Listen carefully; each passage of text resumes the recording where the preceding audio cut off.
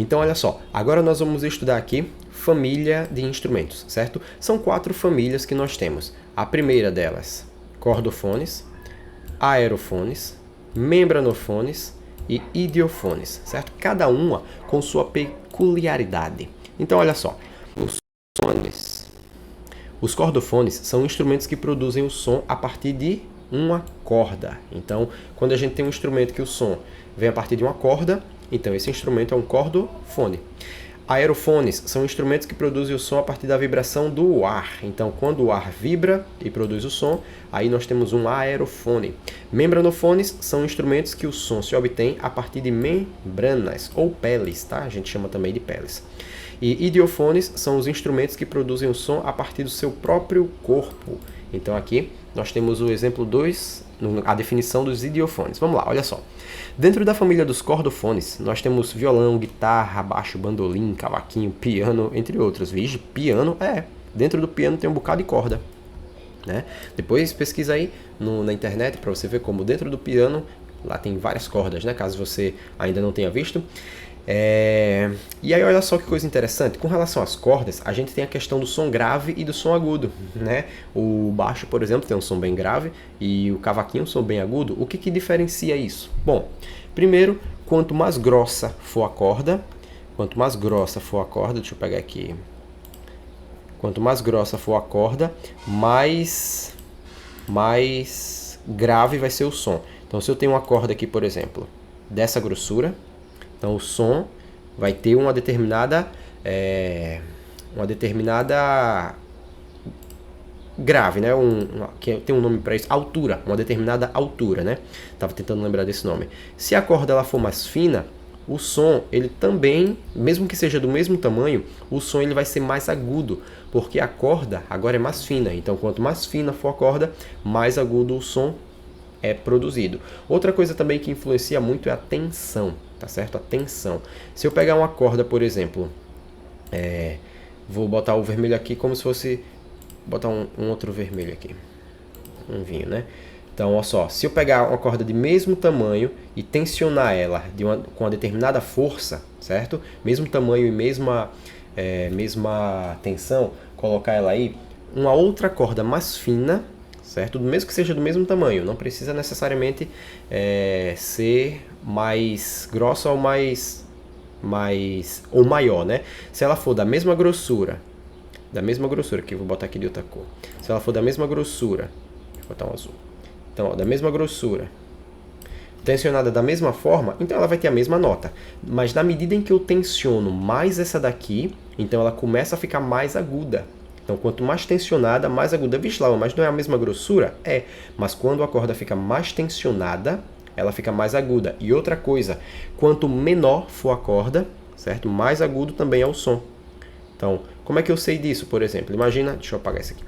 Imagina aqui, ó, que eu tenho essa corda desse tamanho, na mesma tensão que essa vermelha aqui. Essa vermelha aqui, ela vai ser mais grave, tá?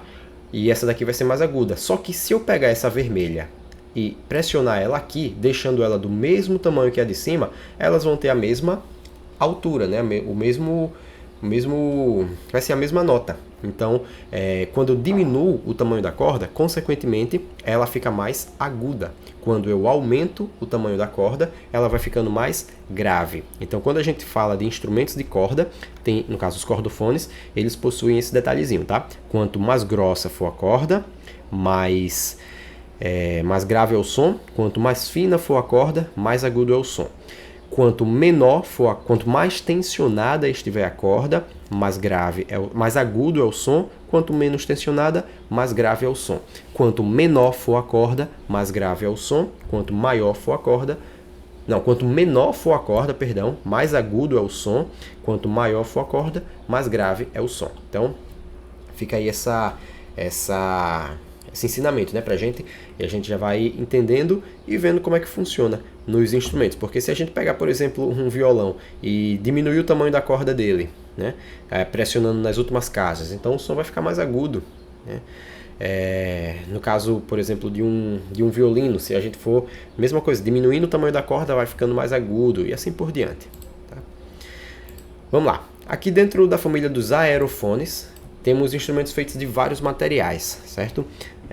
E o som do aerofone ele também vai ter algumas características também como o da corda, né? Porque quando a gente pensa em aerofone, estamos pensando em instrumentos o que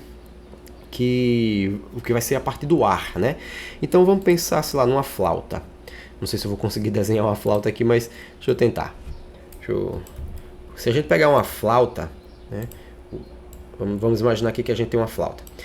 Essa flauta aqui, desse tamanho, que é o local onde a gente coloca, onde a gente assopra. Imagina que tem um bocado de furinho aqui. Pronto, vamos lá. Então essa flauta aqui, ela vai ter esse tamanho e essa grossura. Se eu pegar uma flauta mais grossa e maior, vai acontecer a mesma coisa. O som vai ser mais grave, certo? E pode ser até que seja também mais intenso, porque como o som vai ter mais espaço para ressoar, então pode ser que seja até mais intenso. Então quanto menor for a flauta, quanto menor for o tubo, mais agudo é o som. Quanto maior for o tubo, mais grosso, mais grave é o som, certo?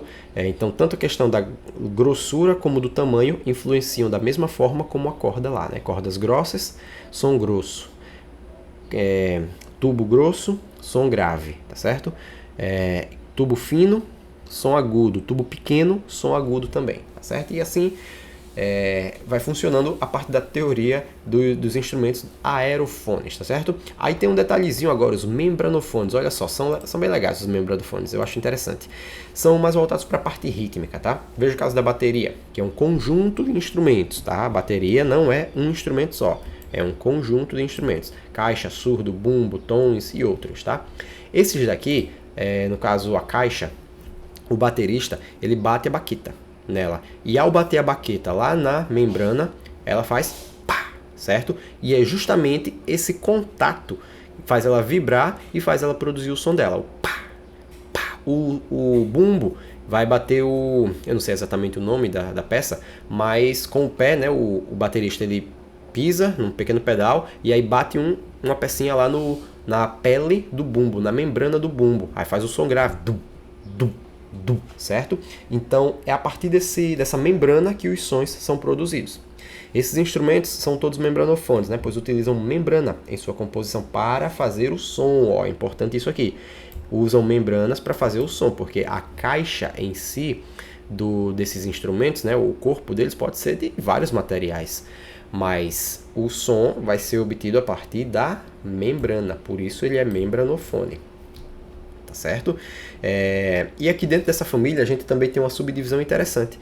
Nós temos os unimembranofones e os bimembranofones. O que é isso? Unimembranofones são instrumentos que possuem uma membrana só. Pandeiro, por exemplo, é um exemplo disso aqui. Tá? E os bimembranofones possuem duas membranas. Aí a gente vai ter aqui, por exemplo, o bumbo, a caixa, o tarol, não sei se tom também, acho que tom possui só um. Né? Acho que tom, se eu não me engano, é unimembranofone. Mas enfim, é só olhar em cima e embaixo. Se tiver uma membrana só, unimembranofone. Se tiver duas membranas, bimembranofone. Show! E olha só, os idiofones são instrumentos que produzem o som com o seu próprio corpo, né? Então, dentro da bateria, dentro do conjunto de instrumentos aqui da bateria, como eu tinha dito para vocês, os idiofones podem ser os pratos, por exemplo. Né? Os pratos, né? Eles vão fazer um som a partir do próprio corpo. Não tem corda, não tem membrana, não tem ar. Ele faz o som a partir do próprio corpo, né? Então, são instrumentos que tanto podem ser voltados para a parte rítmica, como também, certo, da produção de notas. O xilofone, por exemplo, é um instrumento de percussão, idiofone, que produz nota. Tá? Então, e no caso aqui, notas, e os pratos da bateria fazem o ritmo, né? Então a gente tem o xilofone, ele vai produzir notas, e aí os pratos da bateria não produzem nota propriamente dita, nota musical, assim, dó, ré, mi, fá, sol, mas ele vai fazer a parte rítmica, vai conduzir, né? A gente tem os pratos de condução, os pratos de ataque, enfim. Então alguns instrumentos de outras famílias podem fazer a função de um idiofone. Por exemplo, isso aqui, o que eu quero dizer com isso aqui? Eu uma vez gravei um videoclipe, e nesse videoclipe eu fiz o meu violão de cajón, né? Eu fiquei batendo lá nas cordas, no corpo dele, e ele soou como um cajón, claro. O carrom soa muito melhor, é óbvio, mas ele fez lá a função dele. E ficou legal, gostei, não achei ruim não, né? Para um violão, sendo usado como carrom, não achei ruim não.